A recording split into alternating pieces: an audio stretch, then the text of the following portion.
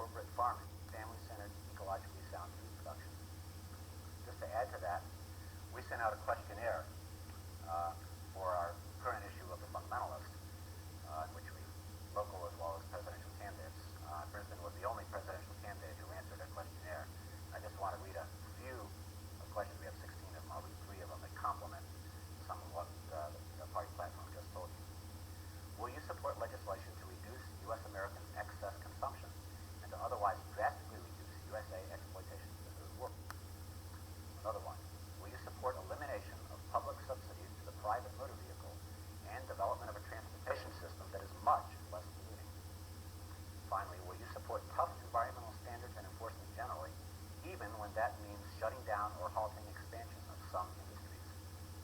Brisbane answered yes to all of those questions, as did a few other local candidates. Well, that's about it for, if you want to get a copy of this, of course, you can call Quinn at 845-984-2288 to get copies of the Fundamentalist if you aren't receiving that already. Finally, I'd like to talk about an independent candidacy, which is presidential candidate Ron Daniels with vice presidential running mate Asiba Tupahache, who's a Native American of unspecified nationality. They have a program which says some of the same things, and I'd just like to read a quick summary of what their program is. Elimination of racism and all forms of discrimination. Complete equality for women, including reproductive rights, pay equity, and family leave. A socially responsible economy with sustainable development. This entails the right to a job with decent wages and benefits, a Canadian-style healthcare system, a housing bill of rights, economic democracy giving greater control to workers and communities, the right to organize unions, environmental justice, with clean air, land, water, and food treated as fundamental rights, and progressive taxation, as opposed to the flat tax rate, that would eliminate loopholes for the wealthy. A domestic market based on community economic development. Demilitarization of the economy and conversion to a peace economy to be achieved by cutting military spending by at least 50%. Quality education for all, which includes multicultural education. Respect for the sovereignty and treaty rights of Native Americans. Reparations for African Americans for damage resulting from slavery. And finally, a peace and development foreign policy, including self-determination for other nations, support for human rights and democracy, and withdrawal of all U.S. troops from oil. Ron Daniels made a couple of relevant statements. I quote, "We've become military junkies. We've been robbed, pillaged, and victimized by militarism." Finally, Daniels states that we should not simply settle the issues by voting. That's just one way of getting things done. The other is, by quote, "Organizing in the streets, community organizing, protests, strikes. It is the duty of those when government violates life, liberty, and happiness to rebel. If our rights are violated, then we must become ungovernable until they're restored." End quote. I just want to conclude by saying, help stop the terror. Stop the insanity. Some say that voting for someone who has almost no real chance to win is a wasted vote. Not so. Every vote for a genuine, sane, humane alternative lets whoever gets in office know that there is that much more support for that alternative. Yep. Thanks, Richa. Recently, you have been hearing a lot about USA POWs that have allegedly been left in Southeast Asia, even though the Nixon administrations and administrations since then have known about it all along. 2 weeks ago, the Grand Rapids Press ran this article about Henry Kissinger's testimony before a Senate Select Committee on the POW MIA affairs. In the article, Kissinger states that, quote, "We did receive some reports alleging that live Americans were still in Indochina, but no confirmed report of living American prisoners ever crossed my desk, although I am not saying they did not exist," unquote. In actuality, what he is saying is that he did not know in official capacity, meaning he knew that there were POWs left behind, but publicly stating that would be a threat to national security. In short, Kissinger was and is covering his butt, so as not to admit to legal covert operations that we were involved in then and still are today. To further talk about this issue, we'd like to show a video piece from the Christic Institute of Monika Jensen-Stevensen, who formerly worked with 60 Minutes and wrote a book called Kiss the Boys Goodbye, which is about her investigations on the POWs in Southeast Asia. Could we have that video, please? Now, please. I was a producer at 60 Minutes when I came in contact with this, and it wasn't even directly on the drug issue. I did a story that looked at the possibility of prisoners having been left behind in Southeast Asia. And I was clobbered by the National Security Council and the covert operations people in the Pentagon who did not want me to do that story. It took me a little bit of time to figure out why. And one of the strong reasons, of course, is that these men were lost because many of them, and I'm talking about servicemen, Right. not intelligence people, who were forced into covert operations during the secret wars that went on in Southeast Asia at the same time we were involved in the Vietnam conflict. I think they were forced into were. They were Well, there to defend our interests and were told to get involved in that's drugs. right. If you were an Air Force sergeant, for example, like Sergeant Peter Cressman, who objected to this, who wanted to get out, he was still flying covert missions after the war was over in Laos, and he was captured. Now, originally he was to be negotiated for, but his name was crossed off the list because it was an embarrassment to the American government to negotiate for someone who was not supposed to be fighting the war and who was involved in covert activities. There was such a stink about this, and I got this from people in the Pentagon who were involved with it. On the record? Objected. On the record? No, because when they objected and insisted on objecting formally, that was classified. It is still classified today. And of course, the reason for a lot of this is that those offline activities in that entire conflict, which went on for more than 14 years, were funded by things like illegal drug sales. And I have to tell you that our best sources are people who were in the Pentagon. These are the people who talk to us because they're fed up with it. For many reasons, one of them is that there was a total betrayal of the military by the intelligence people in that war. Professor McCoy, is this experience something that you think, is this consistent with your own findings? About 1/3 of the U.S. combat force is fighting. Again, if you'd like to find out more about the POW situation, I would suggest reading Monika Jensen-Stevensen's Boys Goodbye, and there's a copy in the Grand Rapids Public Library. Well, it's time again for another segment of Doublespeak Dictionary, where we hope to help you decode the more recent political babble that's being oozed out of the mouths of politicians and the corporate media. This week's words and definitions are as follows. Number 1, national security. It means perceived interests abroad, large or small, that are a continual justification for not telling the public the truth. Number 2, natural order. A privately owned market system, as spelled out by Adam Smith in The Wealth of Nations, and reaffirmed by Milton Friedman, George Gilder, and Michael Novat in the late 20th century. Number 3, the free world. The group of countries that maintain its door open to private foreign investment. Number 4, a patriotic march, not to be confused with a protest march. An expression of faith in one's leaders in solidarity with the forces of law and order. Number 5, law and order, which means internal pacification. And finally, number 6, the words my fellow Americans, which means the opening words of a political speech, meaning, quote, ignorant children for whom my contempt is about to be shown by a stream of contradictory banalities, unquote. Thank you again, and tune in next week for more words and definitions on Doublespeak Dictionary.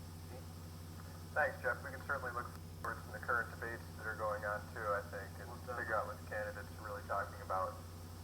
Well, the old adage, birds of a feather flock together, certainly holds true for my story tonight. Now, in an earlier episode of Days of Our Lives, it was brought out that you can't talk about Central America without talking about Israel. The birds flocking together that I'm talking about are fascists flocking together. Now, we're going to look at Israel's support and involvement in 4 out of the 5 Central American nations, starting with Honduras. Now, Honduras spends U.S. dollars, military dollars, for Israeli arms, which in the past have been given to the Contras, ensuring that the Contras were armed, which was completely against the will of the United States Congress. Also, Honduras spends millions of dollars in military aid, while the population suffers due to a poor economy, since Honduras is one of the poorest nations in the world. So you see the money goes from the United States to Honduras to Israel for weapons. Any issues of food, shelter, clothing, whatnot are completely bypassed. And this was strategically important because it was a good attack ground for the Contras. On to El Salvador. Israel supplied El Salvador with 80% of its arms during the 1970s. When Reagan wanted more money to give to El Salvador, Israel loaned $21 million to the U.S. to give to El Salvador, once again in direct violation of the express will of the United States Congress. Also, it's important to note that the money that Israel gave the U.S. gave El Salvador, was actually U.S. money to begin with that was given to Israel, which is all a confusing chain of babble that, I don't know, perhaps Doublespeak Dictionary can help to define later. Israeli pilots were flying Israeli planes against the FMLN. And all the money Israel gave, well, once again, all the money Israel gave El Salvador was diverted U.S. aid. Nicaragua. In 1978, U.S. President Jimmy Carter cut all of the aid to Nicaraguan dictator Somoza. So, Israel picked up the slack and provided Nicaragua with 98% of its food. In 1948, Nicaraguan ambassador to Europe, while 1948 marking shortly after the birth of Israel, Nicaraguan ambassador to Europe, Yehuda Arazi, bought weapons in the name of Nicaragua and then sold them to Israel. Later, it was determined that Arazi was part of a group called Haganah, a clandestine Jewish army underground organization. And on to Guatemala.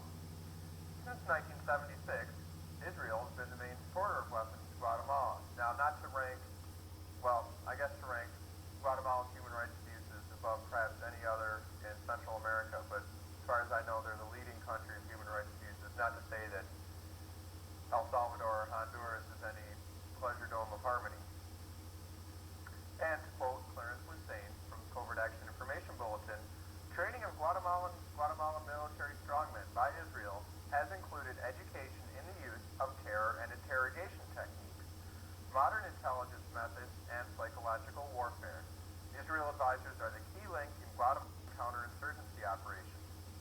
From national planning to civilian world cooperative programs to military maneuvers, Israel is centrally involved.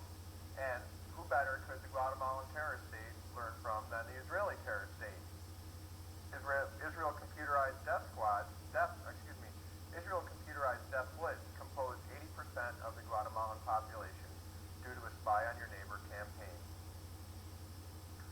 So, we see here how one group of terrorists is linked to another. Back during a certain time in Guatemala, they were launching a program to, quote, Palestinianize the Mayan Indians, meaning that, obviously, similar to South Africa, they would be partitioned into certain homelands or whatnot and kept under abominable human rights conditions.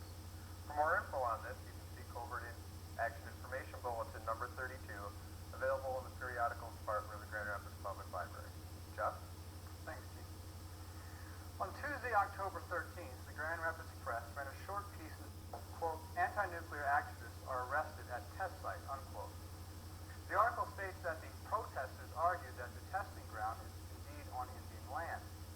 The article does not elaborate on the protesters' allegations, unlike, however, the press did when the USA government claimed that the Iraqi invasion of Kuwait was indeed a violation of international law. This week's corporate demon is the U.S. Department of Energy, or aptly named the Department of Land Raping and Management. Since the 1950s, the Department of Land Raping and Management has been testing nuclear weapons in what most non-Indians call Nevada. However, according to the 1863 treaty that the USA government signed with the Shoshone Nation, a treaty that the USA government is bound to uphold by constitutional and international law, the land legally belongs to the Shoshone Nation. But the Department of Land Raping and Management is not only acting illegally, it is wreaking havoc on native and non-native people in the area, as well as the immediate ecosystem. In effect, this makes the Shoshone Nation the most bombed nation in the world, in spite of the fact that the USA government has never declared war on the Shoshone Nation. People and animals are dying from a constant exposure to high levels of radiation, causing leukemia, cancer, and birth defects. And now the USA government proposes that the Shoshone Nation should relocate. This should be an apparent scenario that the USA government has been practicing against Native people since they invaded this land base we call the United States. Whenever the government and corporate interests have deemed an area as possessing our resources, we forcibly relocate Native people to somewhere else. That is, until we discover that where we relocated them also has our resources. Days of Our Lives staff would urge you to do the following. You can call the Institute for Global Education at the number on your screen, 454-1642, to get a hold of a petition that is calling for the end of nuclear testing by the USA government.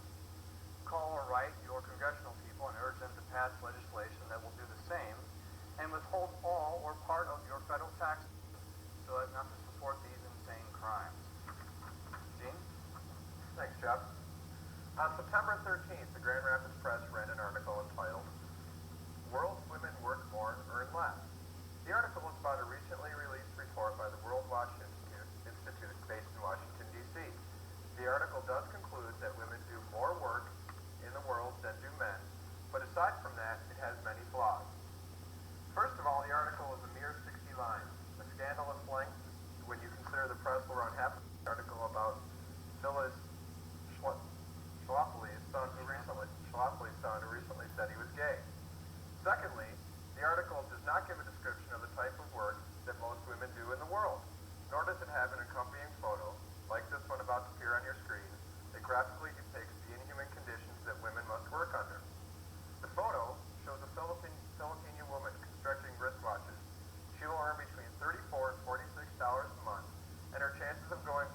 a grade due to the long hours of detailed work.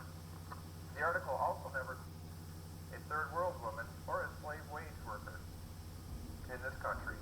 They only quote the researcher, Jody Jacobson.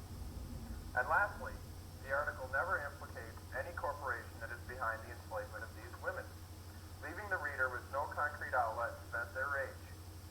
Days of Our Lives staff would recommend reading Women in the Global Factory by Annette Fuentes and Barbara Enright, as well as writings by Holly Sklar and Cynthia Enlow. And those can be available by contacting us here at Days of Our Lives. You can also pick up copies of The Fundamentalists by contacting us here also. Jeff? A few more shortcuts. These are brought to us by the Latin American Solidarity Committee out of Detroit. First one is Dateline, South Florida, site of Hurricane Andrew, is rife with rumors that federal and state authorities burned and otherwise hid the bodies of hundreds of hurricane victims in order to underreport the death toll. The unknown victims are often said to be Haitian and Mexican migrant workers. And in other news, 233 HIV-positive Haitian refugees and 61 of their family members are being detained at U.S.-occupied Guantanamo Bay, Cuba. They were among the first who fled Haiti after the 1991 military coup that toppled popularly elected Haitian President Jean Bertrand Aristide. In what the August Village Voice describes as, quote, the first mass isolation facility for HIV-positive people organized by the U.S. government, unquote. The Haitians are being held under armed guard behind barbed wire. They cannot make phone calls, lawyers are not allowed there, and journalists have been banned from the area. All letters are checked and censored before being dispatched. The 294 internees were among the 37,000 refugees who were stopped on the high seas by U.S. Coast Guard and taken to Guantanamo Bay. That's it for shortcuts this week. Gene? Well, this week marks the end of my stay here at Days of Our Lives. I'd like to say that it's been very enjoyable trying to bring you stories that confront real life. And to quote our friend Mitchell Tupahache, I hope that your luster never dies and your wires never cross. Next week, Jeff Danielski will be back, as will Teofilo Reyes, although I'm not really sure if he'll be on the show or not, Jeff. Probably, we can assume that. Jeff Smith will be back also with Corporate Demon and Doublespeak Dictionary, and he can guarantee we'll have some shortcuts for you too. And in future episodes, we hope to cover some of the following topics. We want to do something on the free trade, the quote-unquote free trade agreement with Canada and Mexico. We hope to do something about a phone-in calling about the supposed free elections in this country in November, as well as having somebody from the UAW, hopefully, in to discuss